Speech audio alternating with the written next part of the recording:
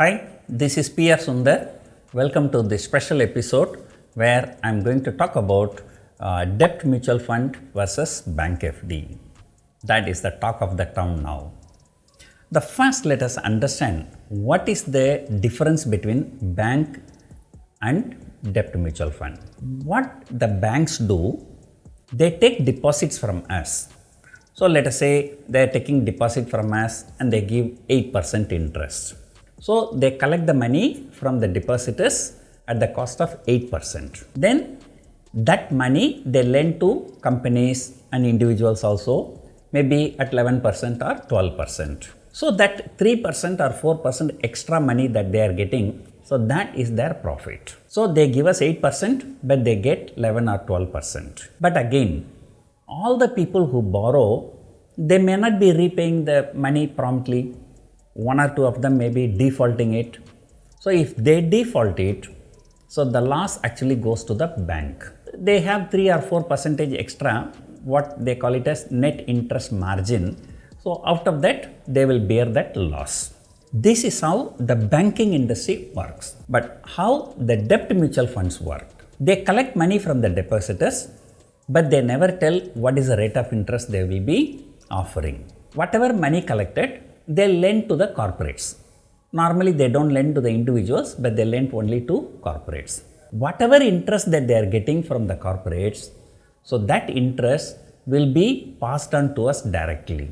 They will be, of course, they will be deducting some money that is called expense ratio, because they need to run the office, they need to manage everything. For that, whatever expenses, so after deducting the expense ratio, which may be a small money, and they return all the money to us. So that is why they don't give you the exact rate of interest. Whereas the banks, they tell us the rate of interest. That is assured for you, but beyond that, whatever comes, the banks take it. But if you look at the risk, the banking deposits is totally risk-free unless the bank go for bankrupt. If the bank goes bankrupt, you may not get the money. But other than that, so if a client default, that risk is not with you, that risk is with the bank. But that is not the case with mutual funds. The money they collect from us, if they lend to so many corporates, if one or two corporates, they do not return the money, they default it. That loss actually comes to us only. So that is the basic difference. And in addition to that, I must tell you here, even if the bank become bankrupt, your deposits up to 5 lakh rupees has been insured. So the insurance company will pay you 5 lakh rupees. Say for example, if you have got 25 lakh rupees, if you want to put it in bank FD, don't put all the 25 lakh in one bank FD, put it in 5 different banks, 5 lakhs each. So you are completely safe. Even if a bank become bankrupt, so the insurance company will pay you 5 lakh rupees. But whereas there is no such insurance in case of debt mutual funds. And people earlier, they never bothered about this insurance. And because mostly the banks has never gone bankrupt, and 1 or 2 banks went bankrupt, that was taken over by some other banks. And recently there was one cooperative bank in Maharashtra went bankrupt, and they had a hell lot of problem. And in fact, before that, only 1 lakh was the insurance.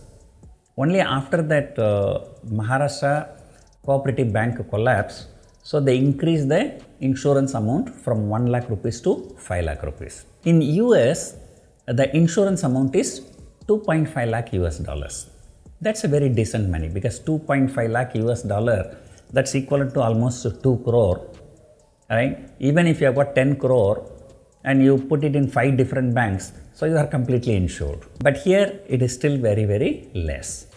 But even that is also not there for debt mutual funds. How the mutual funds mitigate this risk? What these debt mutual funds will do, they collect large amount of money from the investors, but they will not lend to 1 or 2 corporates. Maybe they will lend to 100 corporates. So even if one corporate defaults, still they will be losing only 1% of the capital. So anyway, you are going to get 2 or 3% extra interest compared to the bank. So 1% loss also is not going to be a big matter. So what has happened?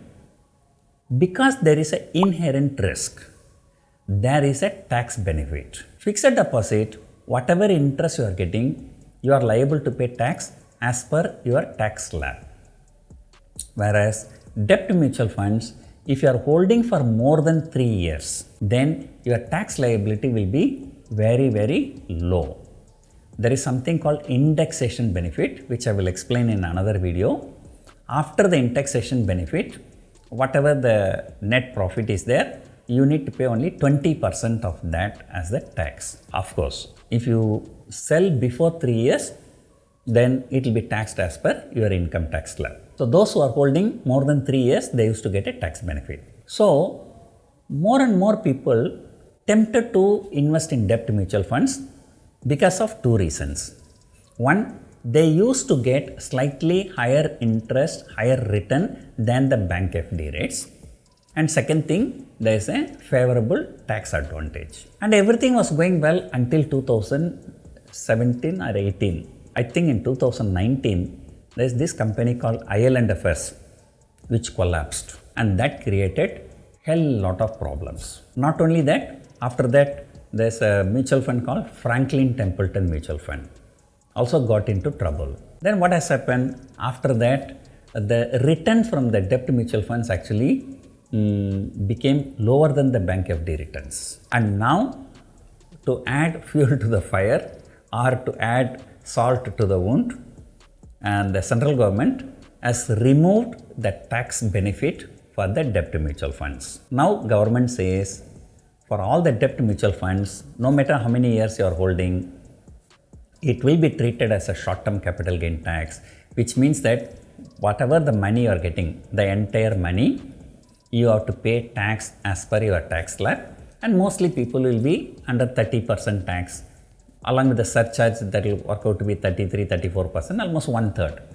So 1/3 of the money will be going for tax. Now the point here is that if there is no better tax treatment and there is an inherent risk in debt mutual funds, and plus there is no insurance facility, if that debt mutual fund goes bankrupt, and what will happen? Whereas the banks up to 5 lakh rupees, you can be insured. Because of all these things, the debt mutual funds will lose its appeal for the investors.